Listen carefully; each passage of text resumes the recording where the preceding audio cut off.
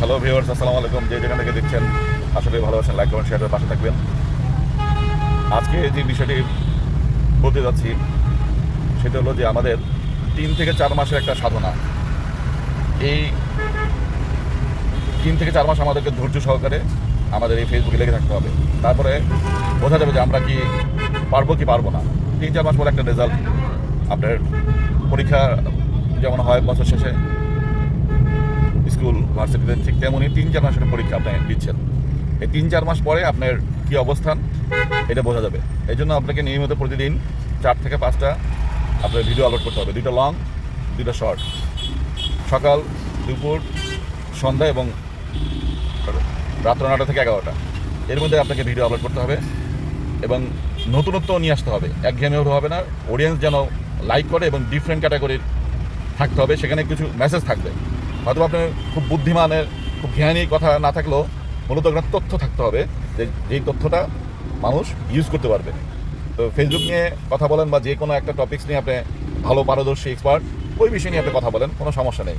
তো আমি যতটুকু জানি, তো আমাকেই অনেকেই বলে এই বিষয়ে কিছু বলতে, মেসেঞ্জার বলে, এবং অনেকেরই প্রশ্ন যে নতুন আইডি দিয়ে কাজ করবে।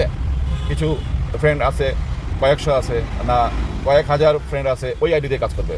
তো আমার পরামর্শ হলো যে আপনি নতুন আইডি যদি হয় এটা বেস্ট, কারণ পুরাতন আইডিতে 7 বছর, 8 বছর, 10 বছর আইডি যদি হয় বা অনেক ফ্রেন্ড ফলোয়ার থাকে, সেই আইডিতে আপনি এই মনিটাইজেশন পাওয়ার পরে আপনি যা ইচ্ছে তাই শেয়ার করছেন, তো ওইটা কপিরাইট এর আওতায় আসতে পারে ওই ভিডিওগুলি। হ্যাঁ, যার কারণে আপনার রিচ এঙ্গেজ কমে যাবে।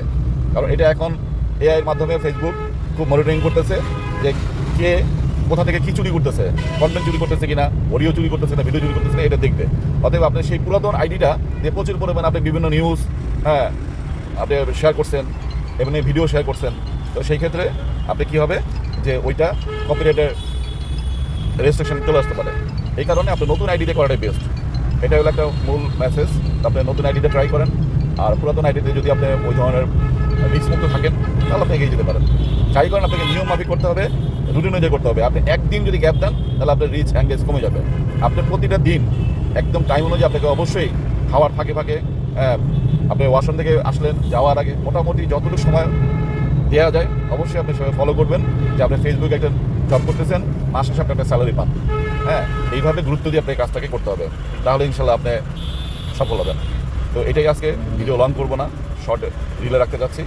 তো অবশ্যই ভালো থাকবেন, আমার জন্য দোয়া করবেন। আসসালামু আলাইকুম।